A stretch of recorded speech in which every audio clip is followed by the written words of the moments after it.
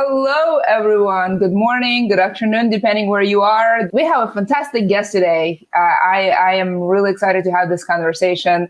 Not only is he a fantastic lawyer with a rich career and a rich history of mentoring folks, he also has a passion for writing. I guess all lawyers have passion for writers. We have perfected the skills of reading, writing, and arguing. He has written a couple of books. He and I have that in common. I cannot wait to have this conversation with him and learn from him and share his wisdom. Norman, please introduce yourself. Oh, thank you very much, Olga. I am right now a retired lawyer in my second career. Rather than retirement, I call it rewirement.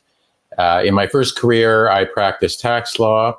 I specialized in film finance. I spent 25 years becoming one of Canada's leading authorities in film and television finance. I worked with Canadian studios, American studios.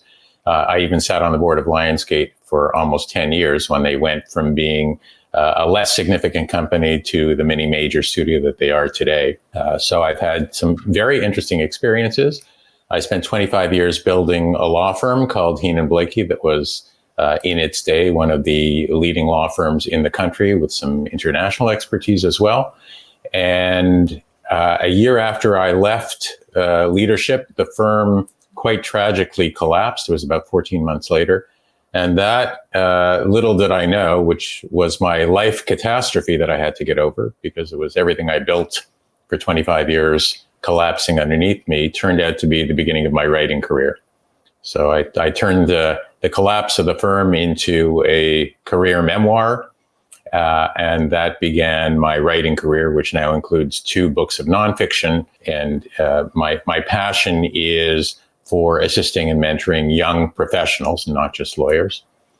And I've also written now 2 novels, which are I call my Shakespeare modern mysteries. One a modern Othello, the other a modern Hamlet that just came out, and that's me. Building a law firm, serving on some boards, writing up 4 books or so. That's all. That's great, Norman. That's a fantastic career, and thank you for sharing that in a nutshell.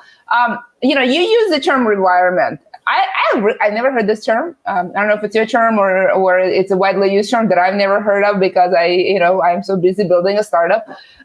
Tell me more about how you think about it. Actually, I don't think I had a guest that I've talked to about sort of what happens after you practice law. And the term you use, rewirement, is very interesting to me. So tell me what you mean by that and what it means to you. It's a term that I borrowed. I don't even remember who I borrowed it from, but it was an interesting article I read. And I said, yeah, that's me. And largely it's because, a lot of professionals in particular, but professionals and entrepreneurs get to the point where in their mid 60s where it's time to do something else.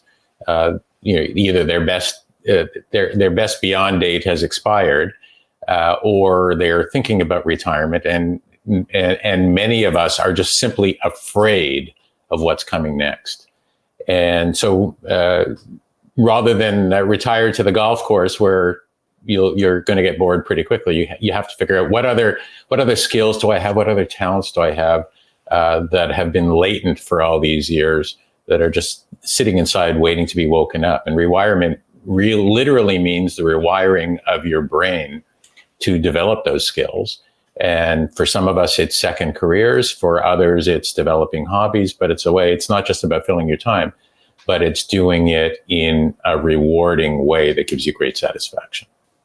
Oh, I love it. We're going to talk more about that. I'm not at the point of thinking about my retirement, but maybe I should. You mentioned about this sort of fear. Tell me more about this fear, because I think that may be a relatable thing. Well, I'll put it in very concrete terms in terms of how it applied to my own life. But I can tell you, when I started practicing law, I knew I wanted to be a tax lawyer, and that's about it. But if you told me that I would ever one day be financing major motion pictures, I would have laughed. You'd have told me I would have been involved with any film studio, much less the likes of MGM, Warner Brothers, LionsGate. I would have said impossible. If you would have told me that I would one day be running a law firm, I would have said I don't have those skills. And certainly the one thing I would have told you even at age 45, is that I will never write a book. And why is it? A, because I didn't think I had the skill set, but B, because deep inside there is a little voice telling me, you know what you're good at, and you're not good at this.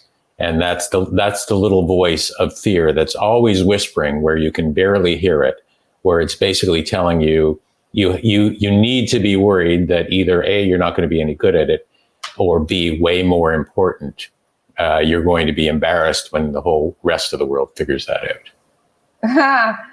We're going to come back to the little voice. I think we all have a version of that voice, or numerous voices. Sometimes they're persistent. Let's talk about, you mentioned skills and rewiring and kind of being on an intentional journey to build a satisfying, kind of rewarding next stage life. What are the steps you took? What did it kind of, in your case, what did it all mean? Well, put it this way, when the law firm collapsed, I thought my life was over. And I was a very angry person. You are dramatic. I mean, you and I have that in common. Okay. Well, I was very accustomed to speaking. I had to, I made an awful lot of speeches over the course of my career. And when you are the leader, which I was the managing partner of the law firm, you need to learn how to be inspiring, or you're going to find out very quickly that nobody's following you. But putting that aside, you need to, at a point in time, you need to take a look. And I was forced to take a look as to what comes next, because I had no law firm behind me anymore. And it was a question of, okay, so what do I do? So I decided to start writing, I knew how to write. I didn't know how to write a book. And I didn't set out to write a book. I just set out more from a catharsis perspective of let's start this and see where it goes. But what I discovered is literally what I am teaching and mentoring to young professionals right now. And that is that we all start out from the same place, which is with a zero skill set. When you leave professional school, you don't know anything. And of course, when you enter professional school, you have no idea that when you leave, you're still not going to know anything. But you find out pretty quickly when you enter the real world or the business world, how much there is to learn, how little you know, and how frightening all that is, except for one thing. When you're at the very beginning, everyone knows you don't know anything, so it's okay to learn. But as you accumulate knowledge and start to become good at some things, you start to realize, okay, but I don't know how to do this, that, and the other thing. And I'm and the more senior you become, the more afraid you become to admit that you don't know how to do those things. And so what the risk is you're going to prefer to do the things you're good at and keep doing them. Unfortunately, those things start to become boring for you, as opposed to continually pushing yourself to do new things. Now, it was very easy, it would be very easy for me to go out and say, listen, I started there. And then I financed films. I ran a law firm. I learned how to do all that. I learned how to write books. It's very nice in the theoretical world. And a lot of people I figured would say, okay, yeah, but that was 25, 30, 35 years ago. The whole world has changed.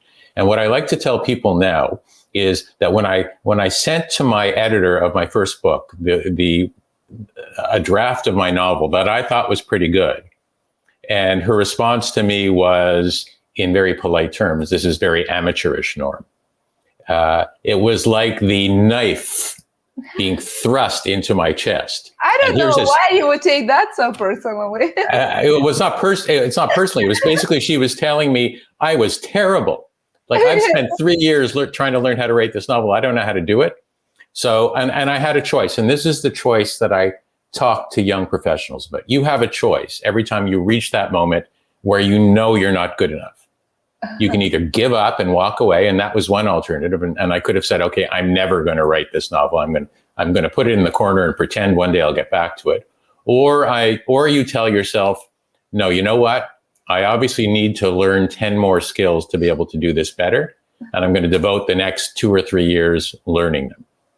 And you know what? Me at age 60 started to relearn and rewire myself. And if I could do it at 60 to the point where I could publish 2 best-selling novels by the time I'm 65, said, you at age 28 or 32 or 35 or 42, you can do it too. And the only thing standing in your way is you. Oh, I love that. And I guess lesson to self, life does not end when your firm collapses, even if it feels this way. And as much as rejection feels as a knife through the heart, that is all in your head. Good lessons. I love it. You talked a little bit about how you couldn't really imagine yourself being a writer. I mean, we're all kind of writers to some extent, right? We all learn to write. Well, everybody walks around saying, I know I have a book in me. Right. But how many people actually write it?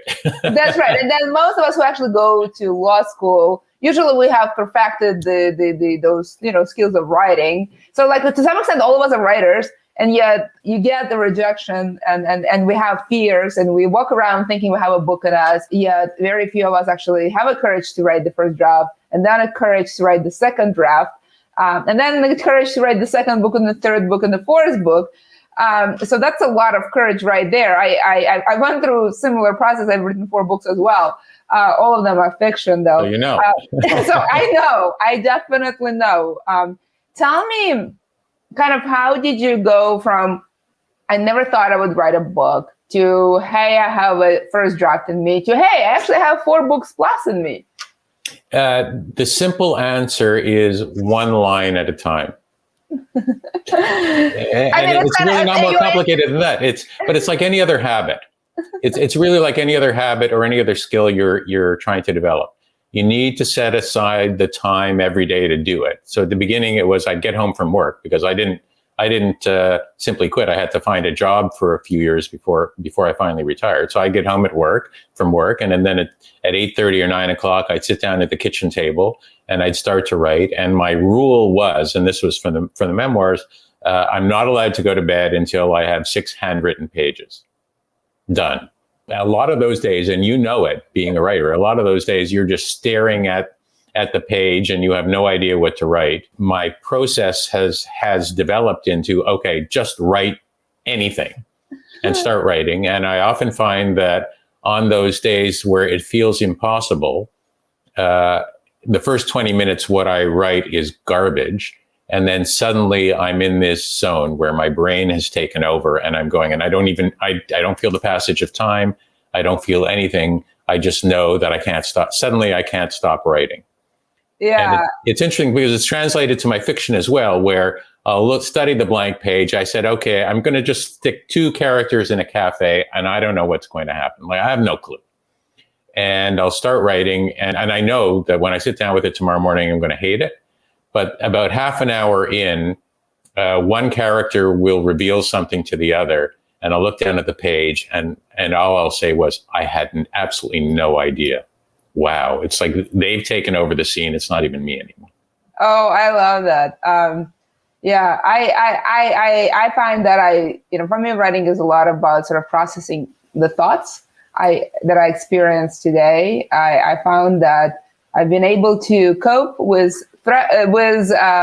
stress and adventures of law through sharing my thoughts with others and seeing their reaction and realizing that I'm not the only person sharing kind of what worked for me, and then learning from others what works for them. So I found the process of writing very therapeutic, and then the process of getting feedback very encouraging. And so that's the reason for writing so much, both in articles and books.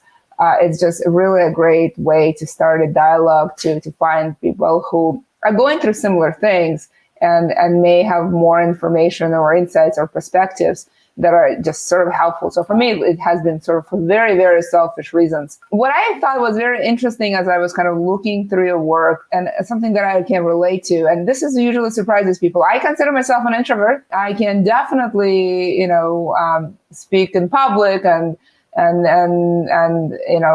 like meeting people, but really I unwind by myself. I like everyone's company, but I truly enjoy mine. And so, you've commented on that before, being an introvert and maybe even to some extent considering yourself, I guess, a boring person. I'm not sure how you got there, but let's just leave it at that. What happened?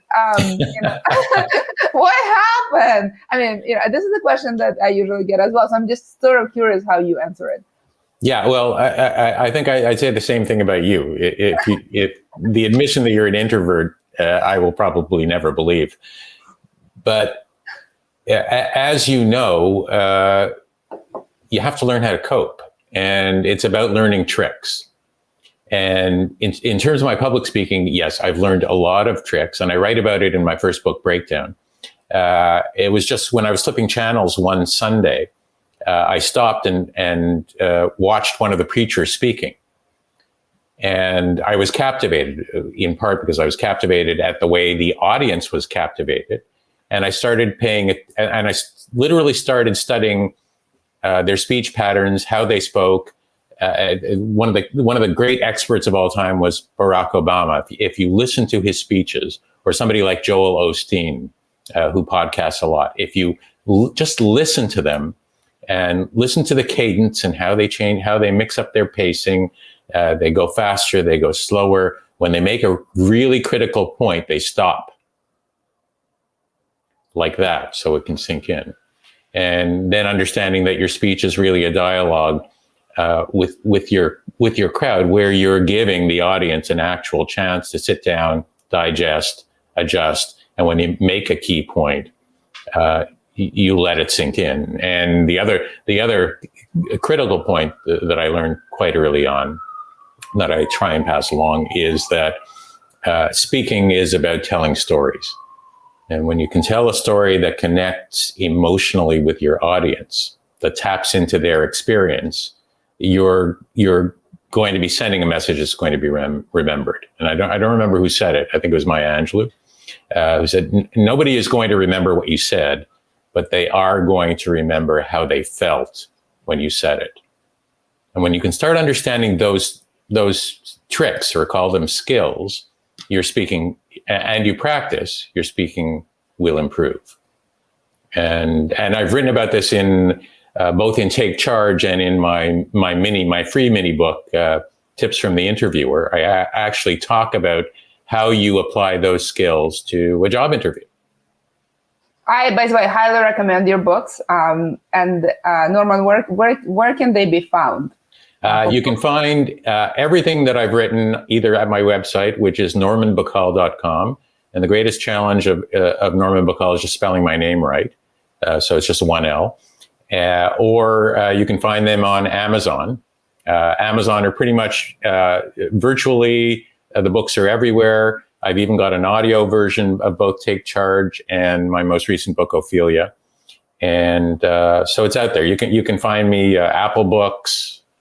You name it. I think I'm somewhere or other, even in you are somewhere or other. You're also very active on LinkedIn, and I encourage folks to follow Norman and read his books. They're full of great insights. I certainly find them helpful, and following Norman on LinkedIn, I find very fascinating, and learn from from him and from the stories he tells, and from the engagement of others with his content. So definitely a recommendation there.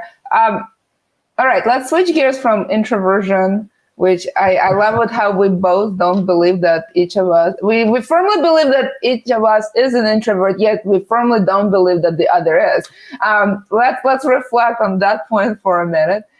And let's shift gears to sort of leadership, right? I tend to believe that no matter what you call a lawyer, he or she has to be a leader.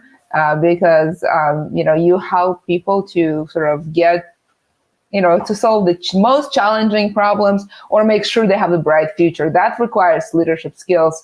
But if we're talking about leading a department, leading a law firm,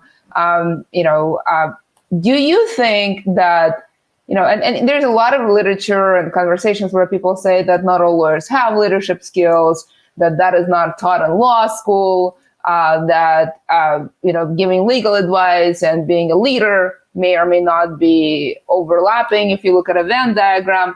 What are your thoughts about sort of, is it a born with skill? I mean, what it is, are you born with it? Can you develop it? Can you get better at it? And if you are, what are the intentional steps you take to get there? Like any other skill, some of us are born with more natural talent than others. Absolutely. But the one thing I've discovered, and that I've studied and learned about, is that the greatest successes aren't necessarily the people with the most talent. The greatest successes are the people with the most grit or the most determination to learn the skills. And all these skills are learnable. And I think leadership comes down to just a few things. One is listening and understanding that the most important person in the room is not you. It's the person you're listening to. And if they come away from any conversation, whether it's a group discussion or a one-on-one, feeling that you've listened to them, in some respects, I like to say you kind of own them. Because you've made them, because I've listened to you, I've made you feel important in my eyes. And then when I need you to do something, you're far more inclined to listen to me. So that's one. Two is empowerment, right? If you want people to follow you, you need to empower them. So it isn't, in the end, it isn't about how smart you are. It isn't about how well you can do something. It's about how much power you can hand off to the people who are your charges and allow them to do. Some people call it delegation, but delegation in a way that allows them to do the task you've asked them to take care of in their way, as opposed to the way you want them to do it. So that's part two. And I think if you can empower people, and if you can actually listen to their concerns and react to them, as opposed to in many conversations and in most arguments, we spend our time formulating what our next response is going to be, as opposed to listening to you. And what you'll find is, if you find me to be a great listener, if you find me to be empathetic, if you find me to respond to your concerns, what will happen is, when I need you to do something, you're going to do it. You definitely love with your ears.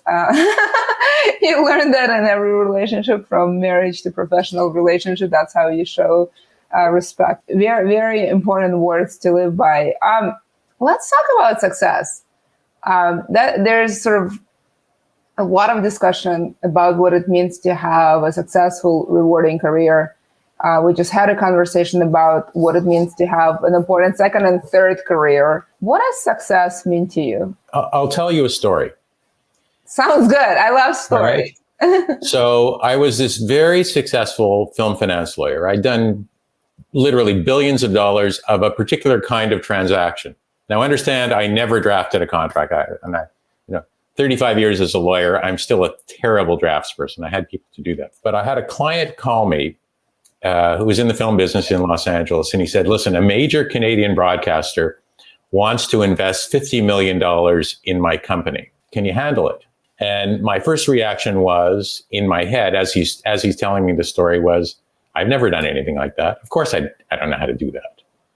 And the words that came out of my mouth when he was finished explaining it to me was, of course I can handle it. At that point in time, I knew how to do deals. I'd never done that deal. I had no expertise in that, but I figured, you know what? I can find the expertise to back me up in terms of how to draft the contracts and figuring out all the legal issues. But in the end, this is just going to be a negotiation, and the rest I'm going to figure it out as I go along. And by the time we finish this deal, I can add it to my expertise. And sure enough, we got the deal done. I learned all kinds of things about myself that I didn't know, including how to negotiate with the head of a major Canadian broadcaster, which I'd never done before. And my client had no idea that I'd never done this before. Was I being an imposter? Yeah, maybe.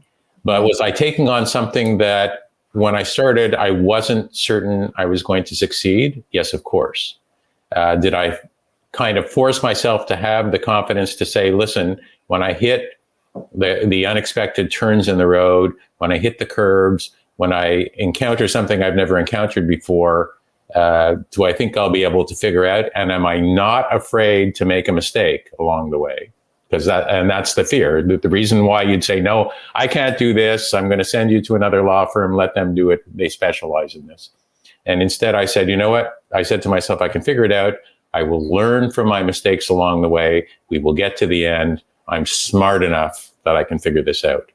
And by the end of that deal, guess what? I was an expert in doing that kind of deal. So you asked the question, what is success? Success is about taking on something where that little voice is telling you, I don't know, Norm, maybe you're going to fail this time. Maybe you're going to blow it. Maybe your client's going to think you're an idiot. And saying, no, I have confidence in myself that I can get through this. And by getting through this, I will learn a whole new set of skills that will propel me forward to the next success, which is something else that I don't know if I can do today. Yeah, I find it's helpful to remember the California bar definition of competence, and that is you either know it or you're able to learn. And that second part, specifically able to learn, I think is if you are a member of the bar, you should constantly keep coming back to it. I have it printed out on my table. I'm not a tattoo person, but if I were, that would have been a tattoo. I find it very important to remind myself that competence is something you can learn. It could also be something you've done before, and already know, but it is also something you could learn. A few more questions. I do want to talk about building a law firm, making it a reasonable size, having an international presence, and then seeing it kind of all kind of fall and go to hell, so to speak. That is terrifying. It's kind of your baby. It is your baby. And you had a dramatic reaction of a knife through your heart, and I'm sure that's exactly how you felt. How do you deal with that loss? The simple answer is nobody died. Like I can't imagine the pain of a parent who loses a child. I can't imagine the pain of a spouse who, and this just happened to a friend of mine, who lost his wife to cancer recently. That kind of pain to me is unimaginable. This was, yes, it was the loss of my baby. It was a loss of 25 years. But what I came to learn, and this is the key, and this is the key out of every loss that we suffer. What do we learn about ourselves from it? Are we going to give up, or are we going to push ourselves on to the point where 5 years later, you're able to look back and you never stop feeling the loss, but you can ask yourself, okay, what have I learned about myself in the process? What I learned about myself was I was extraordinarily proud of the sign that said Heenan Blaikie, which was sitting on the pillar at the Bay Adelaide Centre, which is, by the way, the building where they shot Suits. A little bit of trivia in Toronto, and this was this brand new tower that where we had 5 floors. And I used to think it's a beautiful place, by the way. I know Toronto pretty well. And right across the street from what used to be the Trump Tower, but I used to think that was my definition of success. And what I had to learn was that the real definition of success isn't bricks and mortar. It's much more important to me, and even in those years of leadership, how I touch people's lives, even in ways that I can't even imagine today. And I tell myself my real legacy, and this is what I learned from writing the memoirs, my real legacy is not the firm that I helped to build. My real legacy are the lives of the people that I positively impacted, the people who love to come to work every day, who remember the unique experience over 25 years as being the best work experience of their lives. And the feelings and relationships that we have years later, the emotional glue that we can't even define for other people, but that we still feel, that never goes away. I love the way you think. And I like how you sort of cross-examined yourself to really get to the bottom of that legacy. I love the philosophy of you have a choice with every success and rejection, and that they're entirely self-defined. And I agree. There is something to be said about going against the current or going with the current. And that also should be a conscious choice every time. We are definitely at the end, and I would be amiss if I didn't ask you a question about pivots. You certainly maybe the most important thing that you and I have in common is numerous pivots that we have done in our life, in our career, and kind of to redefine and change who we are and where we're going and what we're building. Do you have any top tips how to do the thing you've never done before and do it well? Yeah. And I'm going to give it to you right now. You see that? Yep. All right. That is my next pivot. Mm-hmm. All right. I learned social media 5 years ago. I got very good at LinkedIn, but I'm so frightened of other social media that requires you to post videos. All right. And in particular, Instagram and TikTok. And I have resolved that over the next 6 months, I am going to start posting on Instagram and TikTok. So how do you do it? Well, first you start finding people online. It's easy enough to find them who are experts and take their advice as how to do it. And then at a point in time, you just have to say, okay, I'm just going to start doing it. And I'm going to make a lot of mistakes along the way. And I will definitely make a lot of mistakes along the way. But 12 months from now, I'm going to feel comfortable on TikTok and I am going to feel comfortable on Instagram. And I use those as examples because, I am 65. I'm not 28. I'm 65. I'm old You're not old. In some terms. You have a life I'm saying I'm old. 120. You are but an adolescent. But yeah, well, exactly. But that's the point. And it's never too late to learn a new skill. And once you start learning it, we always discover, hey, you know what? I'm not so bad. And I'm getting better, and I'm getting better, and I'm getting better. But I know but it's your choice. Ultimately, your ongoing skill set development is always a set of choices. You can decide to do it. You can decide to give up. You can decide not to try. It's all in your hands. It's not in my hands. It's not in Olga's hands. It's not in anybody else or your friends who say, are you really sure you think you're going to succeed at this? And the answer is, I don't know. But if I don't try, for sure, there's no chance. I've actually gone personally through the journey from the beginning of pandemic where I've never been on video or podcast. Folks have asked me to do podcasts for a long time, and I very successfully resisted this, went against the current for about 7 years. And then when I stopped commuting, I decided to experiment with bows. And found that I really enjoy it, and I guess could figure out some of it out and learn some skills in the process. And my first video took me forever to make, and I was so critical. I basically picked myself apart from my voice to my appearance to all kinds of things. There's a lot of things that are wrong with Olga, apparently, in my mind. And That's the point. That's the point. And now you're a sensei. Well, I actually, one of the things I learned in the process is to kind of accept who I am. And Olga has flaws, and that's just kind of what makes Olga. And I decided that I only record video once. And I'm not spending hours recording it. And if the first Olga is not, if this is what Olga is today, it doesn't mean that this is what Olga is generically. And so I found that my skills, one, got better. But the two is that as you hear your voice more often, you start liking it more because it becomes much more familiar. I think one of the reasons when we look at our videos or hear our voice on the phone and we're like, oh, and we cringe, it's because we're not familiar. We sound very differently in our head, and then when we hear with our ears for the very first time, not the same person. I don't know that. It's like get to know that person who appears in the video and sounds on audio. And, you will fall in love with him or her. He or she will become near and dear to your heart just the same way he or she is near in your head. So that it will be just normalized. And it's just now video and audio just like normal part of my day. Today is like I'm talking to Norman. And then I'll do a video, and then I'll answer some emails, and then I'll write some stuff, and then off we go. Norman, fantastic conversation. Thank you. Thank you so much for this conversation. I thoroughly enjoyed talking to you. Thanks. It was my honor, Olga. Thank you so much. Thank you all out there for listening.